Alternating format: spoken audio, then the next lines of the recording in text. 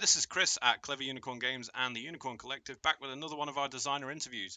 Today I have games designer Bryon Duncan with me. He has designed a brilliant little game called Rocket Express, which we played on Designer Playtesting today, and I had a lot of fun with it. Even if I won, it was still a good game. It's always How are better you to doing win. today, Bryon?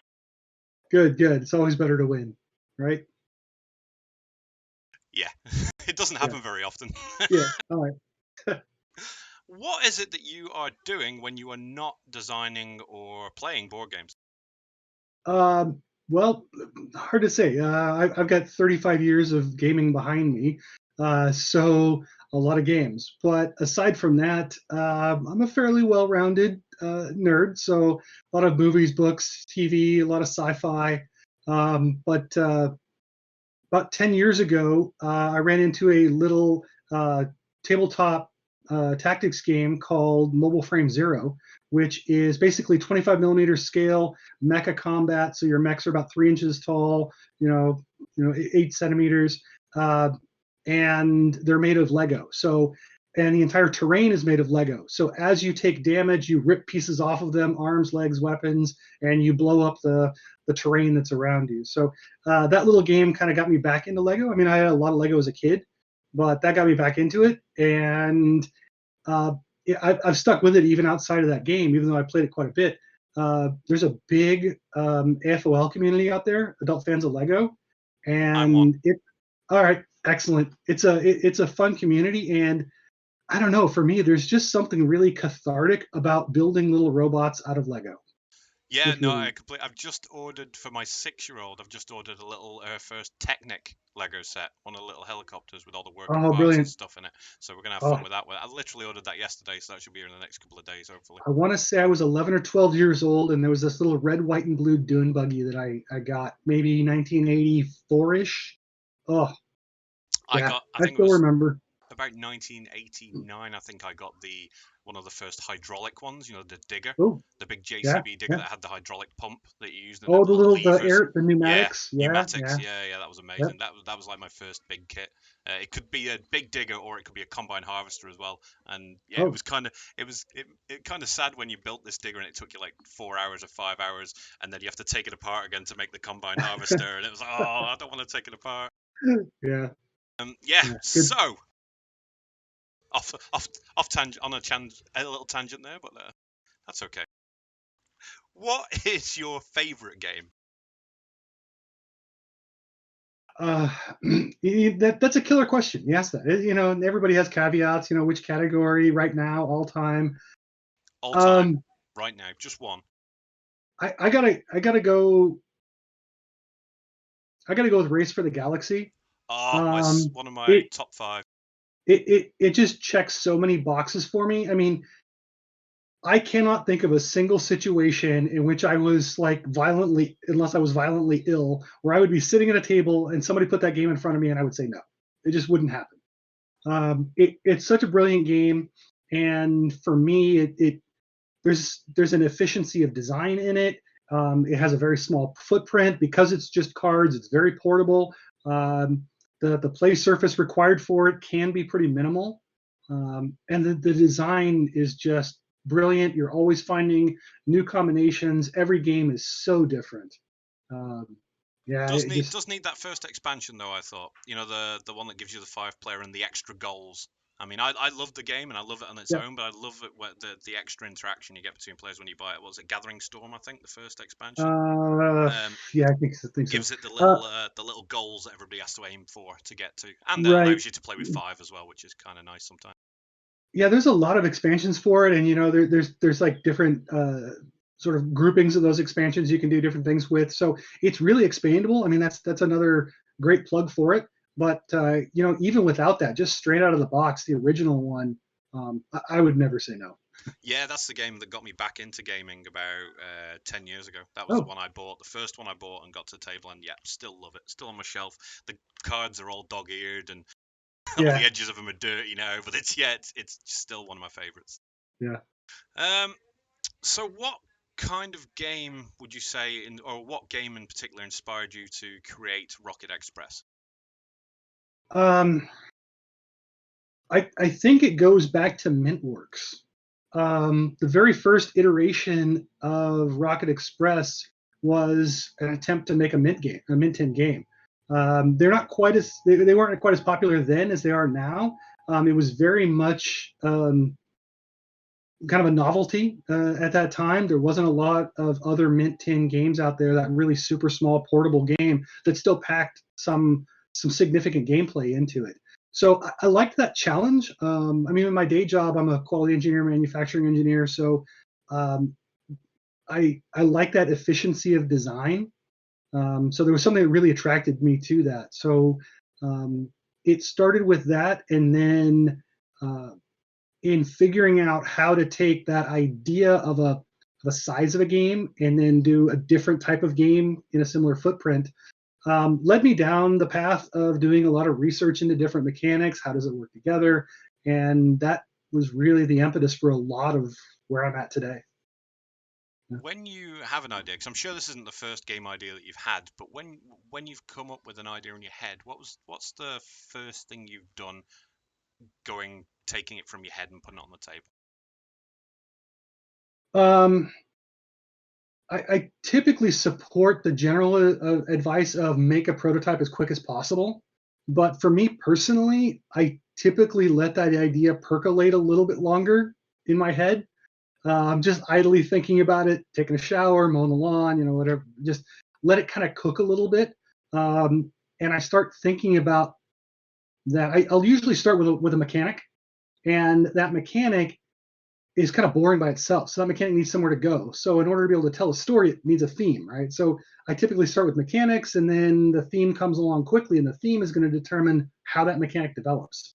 So I let that percolate a little bit. But then, yeah, getting it down onto cards, onto a board, something just as quickly as possible. Um, yeah. Good answer. Um, Yeah. have you ever played a game, and you don't have to name it, but have you ever played a game where you just didn't like it and just didn't want to keep playing it? Right. So, and what was it about that game, the mechanic of the theme, that put you off?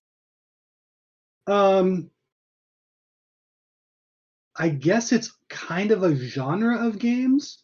Um, and there's one in particular that I will never play. In fact, I personally try not to come within arm's length of the game itself. I will actively walk around the game. Um, for me, if I sit down and play a game, it I need to accomplish something. I need to start at one place, end up in another place, whether that's competitively against somebody else running a race, whether that's player elimination, not my favorite, but it's a valid goal. And even in a cooperative game, working with other people to accomplish something. So I need that sense of accomplishment within a constraint. And what I just absolutely can't do are games that are just an activity. You do a bunch of stuff, but you don't get anywhere. And at the end, it ends and somebody wins. Uh, and my game, and I will name names on this one. My least favorite game of all time is Killer Bunnies. I've been flamed down online for this, but Killer Bunnies is an activity. You go around, you do a bunch of stuff, and at the end of the game, you roll a die or flip a coin, and somebody wins. The end of the game has nothing to do with what happened during the game. So I call it an activity with a coin flip at the end. I, I'm not even sure what that is. I don't So think I know what that game is. oh, I'm gonna Killer have to look it Bunnies! up now. Just oh, absolutely. But I am the Yeah. same way. I'm the same way with the Resistance and that style of game. I don't like Um, the having to lie to your friends or watch your friends lie to you sort of games. That kind of. I mean, okay. it's not so bad. So I mean, I like Battlestar Galactica and I like the Cylon mechanic to that. yeah, That's more of a game. Whereas the right. Resistance, technically, the aim of the game is to be a liar. you So know, so yeah. So yeah. One Night Werewolf, yeah. Resistance, any of those. Okay. So Liar's Dice is not your thing. No. Yeah. It's not my favorite. I appreciate it for what it is, but it's bluffing and it's more social. You're playing the people rather than the game. So if you're coming at something where you want something to be um, more deterministic with some kind of a system, then yeah, that type of bluffing just isn't gonna. It's not gonna check your box. No. No. Why is it that you design games? Why do you want to make these games? Um, Because we know it's not for the money. Because there's not much in it. no, no, absolutely not. I have a day job for a reason. Uh, it for me, it's within my personality and it's what I've always done. I need to know how things work, and I need to make things. So as a kid, it was Lego, or I think I might have taken one of the family's phones apart at one time just to see what was in it. Uh, so I just need to know how things work, and I need to learn. So I need to be presented with a problem. And seeing a game design, I see it as a problem to solve, right? Whether I'm trying to work on a piece of equipment or something and figure out why it doesn't work, or whether I'm trying to build that up from the beginning, it's the same problem solving kind of activity. And I really enjoy that across the board. And it just so happens that playing games within a game, you often have a problem to solve. But building that game is just this epic problem, and being able to get to a point, solve things, make a mechanics change that solves some other things. There's just a sense of accomplishment that comes along with it. So yeah, it's just really understanding and building something. That's good. That's good. Good way of looking at it. Yeah, definitely. I mean, I can think it's kind of the same with me. It's good to get something, put it together, and then at the end of it, see your thing working is kind of a good thing to aim toward. Yeah. Has the state of the world at present affected the way you're designing your current game? Uh, yeah, I would say it has. Rocket Express actually started off at least a couple of years ago in some phase, and I don't know that I've really put much into it in probably at least the last 9 months. But my current situation is that I'm working from home, whereas I used to be in an office, and I've saved some time there. I'm lucky to be in a position where I haven't had much interruption with my job, other than the fact that I'm spending a lot more time at home. But that has given me a little bit more time to work on it. What I found with that time not being able to get together with other people to play games, go out and do things. I was looking for more to do at home. And I've always had some solo games, some travel games that I've traveled with. I've gone on business travel quite a bit throughout my career. And I've always tried to carry a couple of small games with me. So I started breaking those out, kind of fill in some of that same space um, now that I have that time at home. And in doing that, I started thinking about Rocket Express again and the solo games I was playing, and it kind of clicked. I had some ideas for a solo version or a solo rule set for Rocket Express, and getting it out, playing around with the solo rules, um, kind of got some interest back in that. And I've done some live playtest before. There's a great community in Seattle, a couple of different organizations. It's a really good support system for hobby gamers and hobby game designers. But being remote and doing more online now for work, with all kinds of Zoom meetings, things like that, I really started looking more at the digital space. And I started doing a weekly D&D session via webcam and Zoom.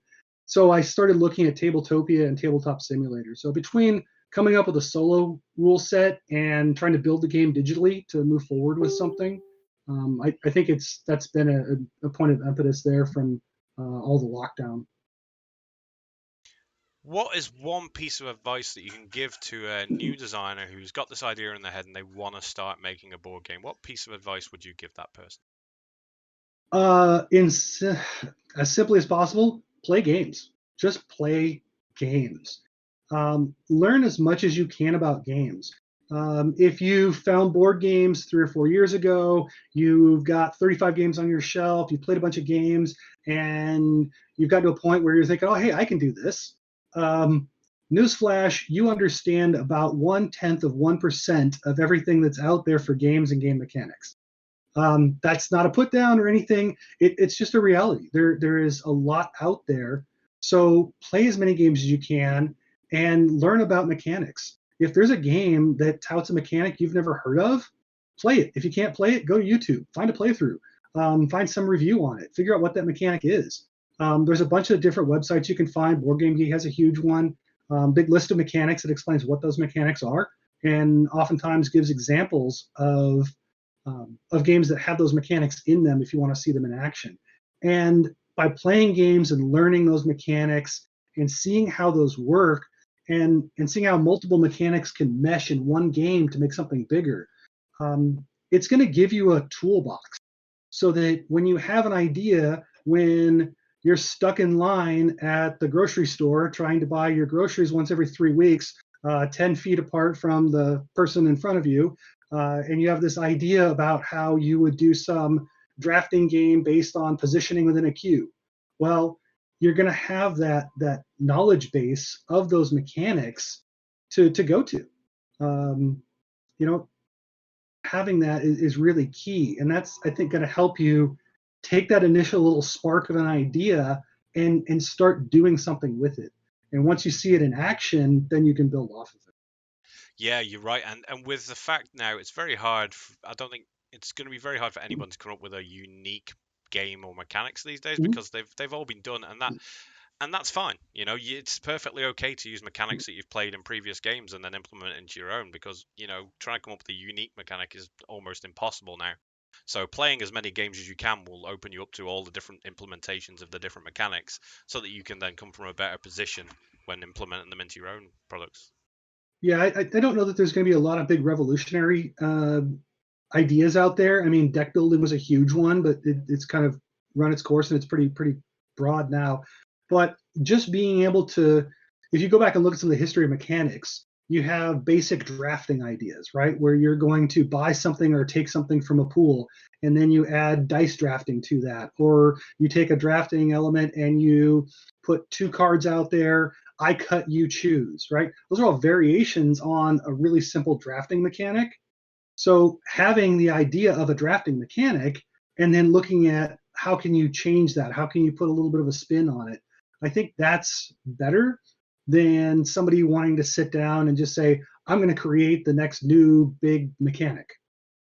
So take a little smaller bite. How can you put a spin on something rather than invent the new wheel? Well, thank you very much, Brian, for coming and speaking to me today. This has been brilliant. Lots of Welcome. eye-opening information, and yet again another interview where there's different bits of information come out than previous ones. So, thank you very much. Excellent. Thanks a lot.